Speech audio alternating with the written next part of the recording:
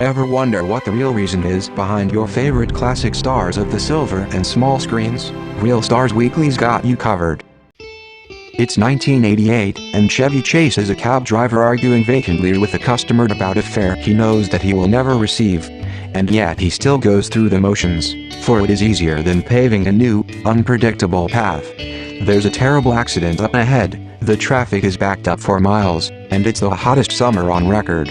But Chevy Chase is cool. His face a hilarious mask of deadpan solemnity, he nods with mock concern as the frothing customer shouts about her human rights. Chevy Chase squints sarcastically and hilariously as the customer slowly recedes into the distance, as if viewed through a hotel room peephole. Suddenly, it's 1976 and Chevy Chase is the classic star of Saturday Night Live. He is rich and famous, everyone loves him, and his hotel room has been painted a lavish orange upon outlandish request. The air is thick with cocaine and sex. Chevy Chase, flop sweat listening sexily, but unnervingly, on his brow, peers through his hotel room peephole with dread, as this longtime girlfriend, Frank Oz as Miss Piggy, bangs violently upon the outside of his door, shouting about her human rights. She flubs her line, and Chevy Chase looks around for the director, expecting him to say cut, but the room is empty. He is alone. The shouting and furious knocking stop. Chevy Chase looks down at the silver serving tray that now occupies his strong, sinewy hands. He sees that he is wearing a beautiful tuxedo. Live chamber music fills the air above the cavernous din of 1,000 drunken voices. Chevy Chase blinks twice. Is it now, or is it then, or is it a time still to come? Chevy Chase is not sure. He looks up across a gargantuan, extravagant ballroom, searching for clues. At the other end of the ballroom, a headwaiter is anxiously pantomiming for Chevy Chase to clear the table in front of him, which is filled with empty champagne flutes and tuxedoed aristocrats shouting numbers in Italian with a practiced air of expectant jubilation. Chevy Chase understands everything that is said, despite not speaking any Italian himself. The numbers the aristocrats shout appear to be in reverse numerical order. Chevy Chase laughs triumphantly and snaps his fingers, causing his tray to clatter to the floor. It is 1899, Chevy Chase is a busboy, and it is New Year's Eve. The headwaiter is now pulling his hair out and jumping up and down, pantomiming vengeful fury at Chevy Chase's clumsy inattention. Chevy Chase awkwardly picks up the serving tray and clears the table of champagne flutes and walks quickly back toward the kitchen, knowing full well that he will trip on the single step that leads up to the kitchen, but he does nothing to prevent it. Chevy Chase is uneasy about breaking the cycle.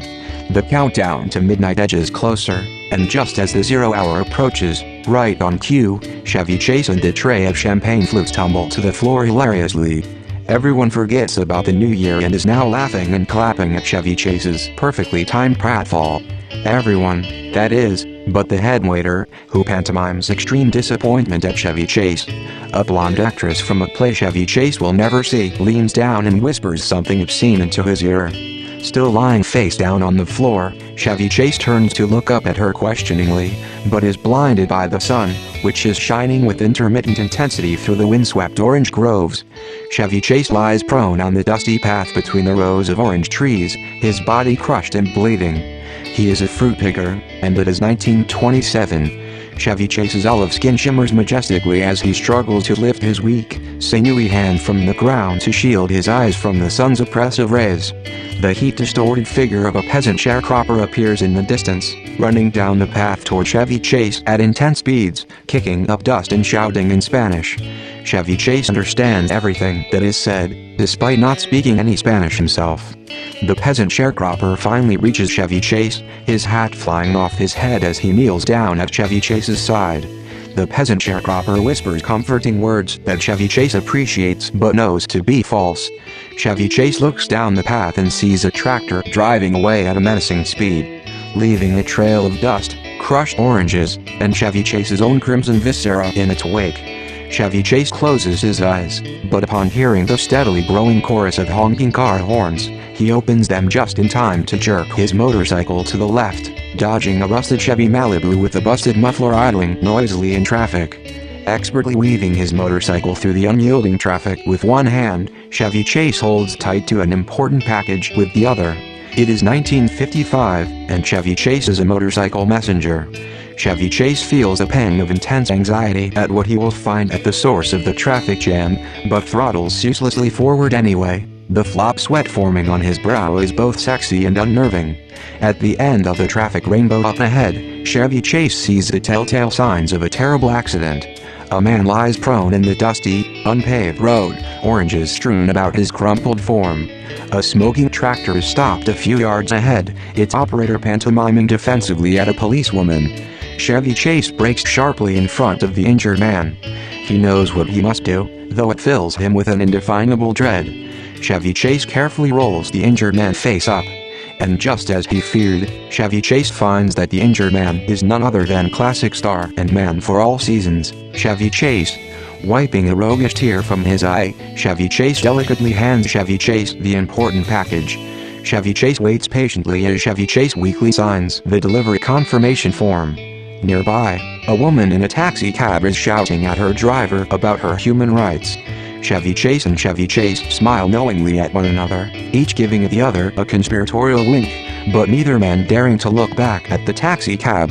Chevy Chase, lying on the dusty road and bleeding all over the place, opens his important package. It is a letter from his mother, reminding him not to be late for dinner this time. Chevy Chase bursts into tears. He knows that he will never have dinner with mother again, at least not until the cycle repeats.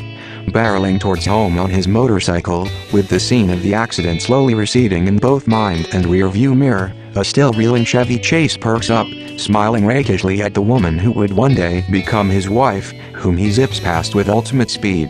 The woman smiles demurely, as does Frank Oz, as Chevy Chase rides into the sunset on his trusty motorbike. Chevy Chase arrives home from his special delivery in record time. Chevy Chase prays to Allah for a little while with his best friend and roommate, Malik Muhammad. And after sharing some hummus and oral sex, they both collapse on the divan, flushed, satiated and glistening like tropical pigs. When Chevy awakens, it is 2018, and he is an elderly retired construction worker with a crippling painkiller addiction and indeterminate terminal illness. His wife, Frank Oz as Miss Piggy, dabs the flop sweat from his brow, which is no longer sexy but still very unnerving. She knows that her husband will not live to see the sunrise. Chevy Chase, weak and lifeless, hears a distant chorus of drunken voices counting down in Italian. Chevy Chase can sense the cycle is ending, only to begin again, in another place, and at another time. For Chevy Chase, there is no end and no beginning, the only constant is inconstancy. Chevy Chase, funny sexy man and classic Hollywood icon of the big and small screens, is a man trapped in time. And that, dear readers, is the real reason why you never see Chevy Chase in movies and TV shows anymore. Want to hear more real stories of your favorite classic stars? Subscribe to Real Stars Weekly, and let us know what classic stars you want to hear the real truth about.